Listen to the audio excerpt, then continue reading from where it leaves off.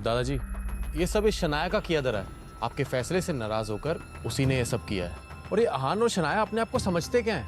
ये जो हर्ष मेरा इतना उछल रहा है ना, इसकी वजह यही दोनों है। और जब से अहान का सपोर्ट मिला है ना,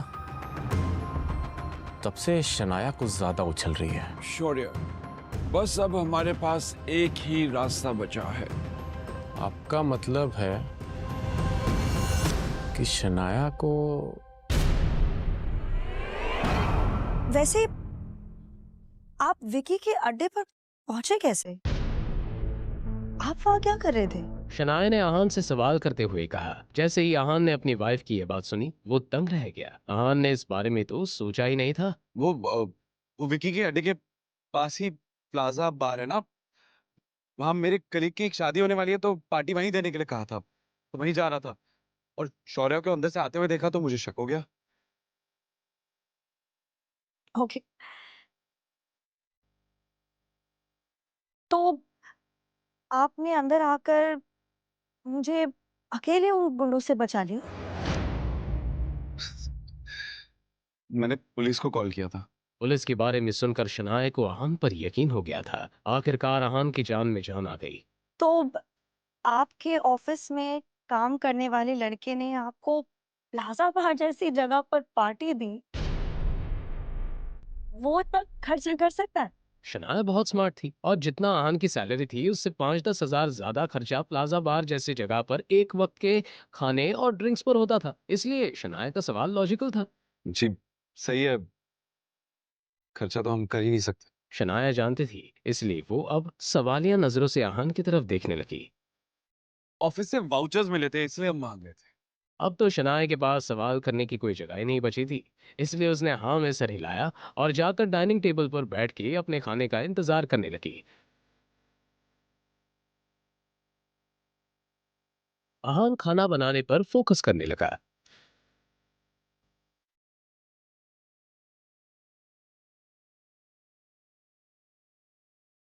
चांदी निकाल दी थी। थोड़ी ही देर में खाना बन गया। आहान ने शनाया के प्लेट में खाना सर्व किया।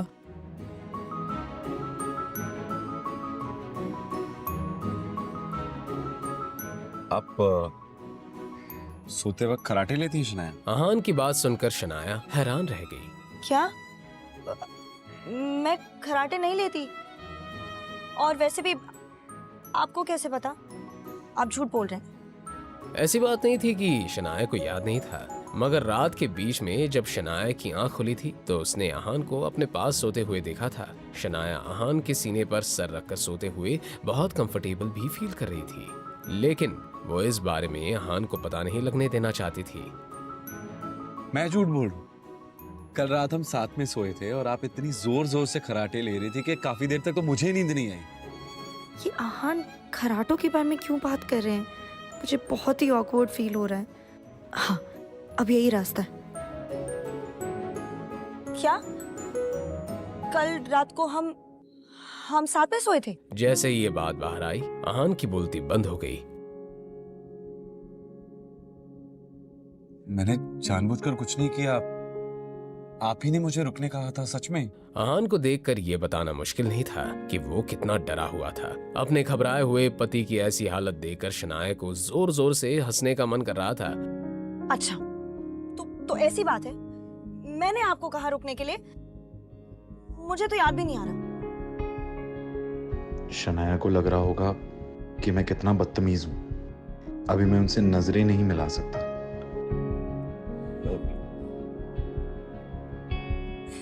वो मैं हलवा बनाना भूल गया। मीठे के बिना तो खाना अच्छा भी नहीं लगेगा।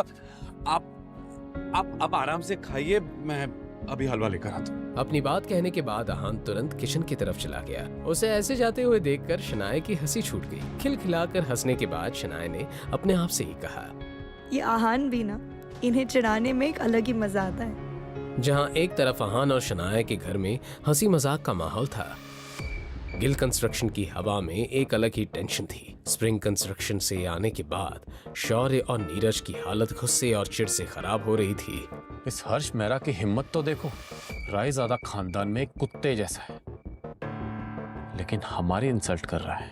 मुझे लगता है कि उसे ऐसा करने के लिए किसी ने उकसाया है, या फिर वो किसी वजह से ऐसा कर रहा है। हर्ष मेहरा एक बहुत ही होशियार बिजनेसमैन है, वरना वो रायजादा खानदान में काम नहीं कर रहा होता। पता नहीं वो हमारे साथ ऐसा क्यों कर रहा है। अगर ऐसी बात है तो हमें कानून की मदद लेनी चाहिए। हमारे पास उसके साइन किए हुए कॉन्ट्रैक्ट है। एक दो नोटिस जाएंगे ना तो अकल टिकाने आ जाएगी। बेवकूफ़ों वाली बात मत करो शौर्या। क्या तुम सच में रायजादा खानदान के खिलाफ जाना चाहते हो? जिस कोर्ट में तुम केस करोगे ना, उस पूरी की पूरी कोर्ट को खरीदने की ताकत रखते हैं रायजादा। क्या एक प्यादे के लिए राजा से दुश्मनी लेना अकलमंदी होगी? अपने पापा की कही ये बात सुनकर शौर्य का सारा गुस्सा धरा का धरा रह गया। तो फिर अब हम क्या करें पापा? पता नहीं, पापा ऑफिस में आ गए होंगे। चलो उन्हीं से चल के पूछते हैं। अब दादाजी बता सकते हैं कि इस मुसीबत से कैसे रास्ता निकाला जाए। दादाजी, ये सब इस शनाया का किया धरा है। आपके फैसले से नाराज होकर उसी ने ये सब किया है। और ये अहान और शनाया अपने आप को समझते क्या है? ये जो हर्ष मेहरा इतना उछल रहा है ना, इसकी वजह यही दोनों है। और जब से अहान का सपोर्ट मिला है ना, तब से शनाया कुछ ज्यादा उछल रही है। शनाया ऐसा नहीं कर सकती, लेकिन पता नहीं क्यों मुझे उस निकम्मे घर जमाई पर शक हो रहा है। जाओ, जाकर शनाया से माफी मांगो, उसे मनाओ। जो भी हो, कल शनाया को कंपनी में वापस लौटना ही होगा। लेकिन दादाजी, मैं कोशिश करता हूं। कोशिश नहीं, काम पूरा करके आओ। कल शनाया को हर हालत में ऑफिस आना ही पड़ेगा। शौर्य ने इस बात पर दांत पीस कर हामी भर दी। जी। करीब करीब आधे घंटे बाद शनाया का फोन बजा, मगर जब उसने कॉलर आईडी पर शौर्य का नाम देखा तो उसने तुरंत कॉल काट दिया। तो उसने कोई चारा न होने के मारे एक बार फिर से शनाया को कॉल किया। इस बार शनाया फिर से कॉल काटना चाहती थी, लेकिन अहान ने फोन उठा लिया।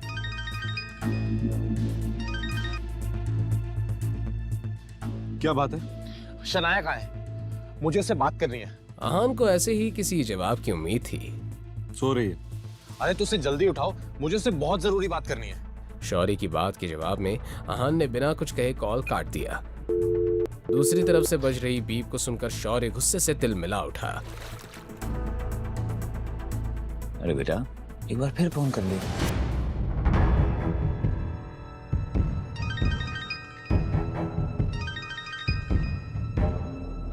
अहान, मेरा दिमाग खराब मत करो।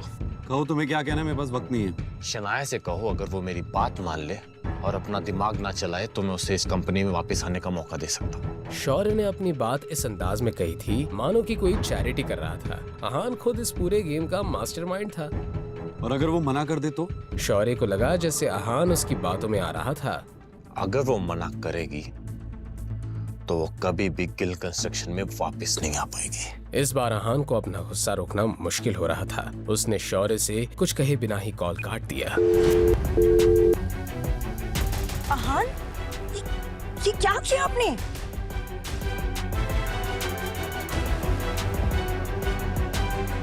क्या शनाया अहान से नाराज हो गई थी? अब अहान उसे कैसे मनाएगा? क्या होगा शौर्य और नीरज गिल का अगला कदम?